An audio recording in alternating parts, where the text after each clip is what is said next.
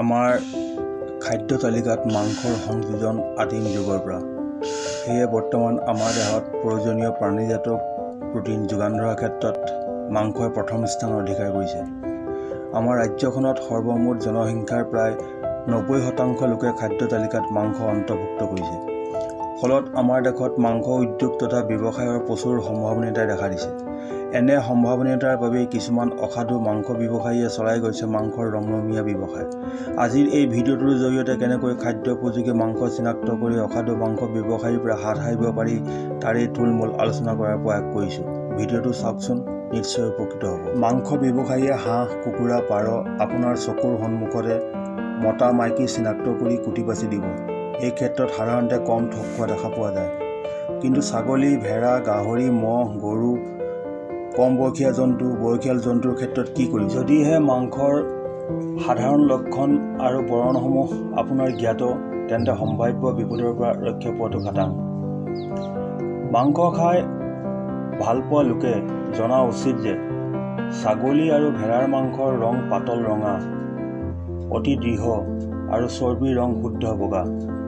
গাহৰি মাংসৰ ৰং পাতল ৰঙা, অতি কোমল আৰু চৰ্বিৰ ৰং মটীয়া বগা। মহৰ মাংসৰ ৰং ৰঙা, কিছু দৃঢ় আৰু চৰ্বিৰ ৰং শুদ্ধ বগা। গৰুৰ মাংসৰ ৰঙো ৰঙা, কিছু দৃঢ় আৰু চৰ্বিৰ ৰং হালধীয়া বগা ৰঙৰ। কম বয়সীয়া জন্তুৰ মাংসৰ ৰং পাতল ৰঙা, আকৃতিত সৰু হয়, অতি কম পৰিমাণৰ চৰ্বি থাকে। অৰ্ধচন্দ্ৰাকৃতিৰ পাতল ৰঙা কামিহাড়, ৰঙচুৱা অসংলগ্ন ভৰিৰ যোৰা। আনহাতে বয়সীয়াল জন্তুৰ আকাৰ যথেষ্ট ডাঙৰ, মাংসৰ বৰণ গাঢ় ৰঙা হয়। শৰীৰৰ বাহিৰ আৰু ভিতৰৰ অংশত চৰ্বিৰ পৰিমাণ যথেষ্ট বেছি। চেপেটা বগা কামিহাড় আৰু হাড়ৰ যোৰাবোৰ সম্পূৰ্ণ বগা। মাংস খাই ভাল পোৱা কিছুমান লোকে মতা জন্তুৰ মাংস বিচাৰে আৰু কিছুমানে মাইকী জন্তুৰ মাংস বিচাৰে। মাংসৰ ব্যৱসায়খনত মাইকী জন্তুতকৈ মতা জন্তুৰ মাংসৰ চাহিদা বেছি। এই সুবিধাটোকে কিছুমান অসাধু মাংস ব্যৱসায়ীয়ে ল'ব বিচাৰে। অৰ্থাৎ মতা জন্তুৰ মাংস বুলি কৈ মাইকী জন্তুৰ মাংস বিক্ৰী কৰি অধিক মুনাফা আদায় কৰে। মাংস কিনোতাই মাংসৰ দোকানত ওলোমাই থোৱা জন্তুলৈ সদায় লক্ষ্য কৰিব। যদিহে জন্তুটোৰ জননেন্দ্ৰিয় শৰীৰৰ লগত সংলগ্ন হৈ থাকে তেন্তে জানিব যে জন্তুটো মতা। যদি জননেন্দ্ৰিয় নাথাকে তেন্তে মাইকী জন্তু। নহ'লে পেলভিক গাৰ্ডুলৰ ভিতৰফালে থকা গ্ৰেচিলিছ মাংসপেশীৰ গঠন লক্ষ্য কৰিব লাগে। মাইকী জন্তুৰ ক্ষেত্ৰত গ্ৰেচিলিছ মাংসপেশীৰ আকৃতি উৰহী গুটিৰ দৰে, আনহাতে মতা জন্তুৰ ক্ষেত্ৰত ইয়াৰ আকৃতি তিনিকোণীয়া। মাইকী জন্তুৰ তলপেটত দীঘলীয়াকৈ কটা চিন দেখা পোৱা যায়। মতা জন্তুৰ ক্ষেত্ৰত জননেন্দ্ৰিয়ৰ ওচৰত এটা বেকা ভাঁজ পোৱা যায়। মাইকী জন্তুৰ ক্ষেত্ৰত কটা দাগটো পোন আৰু দীঘলীয়া হয়। খাদ্যৰ বাবে অনা মাংসবোৰ উত্তম আৰু উপযোগী বুলি কেনেকৈ জানিব? কাৰণ খাদ্য উপযোগী জীৱ জন্তুবোৰৰ এনে কিছুমান বেমাৰ আছে যিবোৰ খোৱা মাংসৰ জৰিয়তে মানুহৰ দেহলৈ বিয়পে, ফলত মানুহৰ বিভিন্ন ৰোগ হোৱা দেখা পোৱা যায়। উত্তম আৰু খাদ্যোপযোগী মাংসৰ লক্ষণবোৰ হ'ল: নিৰোগী বা উচ্চমান সম্পন্ন মাংসৰ ৰং উজ্জ্বল গোলপীয়া, আনহাতে বেমাৰী জন্তুৰ মাংসৰ বৰণ হেতা গোলপীয়া। মৃত বা জ্বৰ আদি হোৱা জন্তুৰ মাংসৰ ৰং গাঢ় বেঙুনীয়া। নিৰোগী মাংসৰ আকাৰ মাৰ্বলৰ দৰে। নিৰোগী মাংসৰ মাংসপেশীবোৰৰ মাজত থকা চৰ্বিবোৰৰ সৰু সৰু হীৰা উপহীৰাবোৰ বিস্তৃত হৈ থকা দেখা পোৱা যায়। উৎকৃষ্ট মাংস দৃঢ় আৰু স্থিতিস্থাপকতা গুণসম্পন্ন। আঙুলিৰে চুলে ই আঙুলিত সামান্য পৰিমাণে আৰ্দ্ৰ কৰি তোলে। বেয়া মাংস অত্যাধিক পৰিমাণে আৰ্দ্ৰ আৰু কোমল, চৰ্বিবোৰ জেলিৰ দৰে হয়। উৎকৃষ্ট মাংস প্ৰায় গুণহীন, অৱশ্যে সামান্য পৰিমাণৰ গুণ থাকিলেও গুণটো অসহনীয় হ'ব নালাগে। বেয়া মাংসত সাধাৰণতে এটা বেয়া গুণ থাকে। মাংসখিনি সৰু সৰুকৈ কাটি ঘৰত গৰম পানীৰে ধুলেও এই গুণটো থাকি যায়। ভাল মাংস ৰান্ধোতে কম পৰিমাণে সংকুচিত বা ক্ষয় হয়। খাদ্য উপযোগী মাংসৰ টুকুৰা এটা দিন পানীৰ তলত যদি জুবুৰিয়াই থ'লেও মাংসৰ টুকুৰাটোৰ পৰা পানী নিগৰিত নহয়। উত্তম মাংসৰ উপৰিভাগ শুকান হোৱাটো বাঞ্ছনীয়। মাংসত হাড়ৰ পৰিমাণ 20% হোৱা উচিত। মাংসৰ লগত এক নিৰ্দিষ্ট পৰিমাণৰ বা অনুপাতত চৰ্বি থকা উচিত। চৰ্বিবিলাক দেখাত দৃঢ় হ'ব লাগে আৰু চৰ্বিৰ লগত তেজৰ চকুৰা থকা অনুচিত। জন্তুটো বধ কৰাৰ 24 ঘণ্টাৰ পাছলৈকে হাড়ৰ মজ্জা পাতল, গুলপীয়া, ৰঙা আৰু কঠিন হৈ থাকে। ৰোগীয়া বা পচিবলৈ আৰম্ভ কৰা জন্তুৰ হাড়ৰ মজ্জা কোমল, মুগা ৰঙৰ আৰু ক'লা চিহ্নযুক্ত হয়। খাদ্যৰ বাবে অনুপযোগী আৰু ৰোগীয়া জন্তুৰ মাংসৰ চকুত পৰা লক্ষণবোৰ হ'ল: যেতিয়া মাংস পচিবলৈ আৰম্ভ কৰে, ই আৰ্দ্ৰ, কোমল আৰু অসহনীয় গোন্ধযুক্ত হয়। ক্ৰমে এনে মাংস সেউজীয়া বৰণ লয়।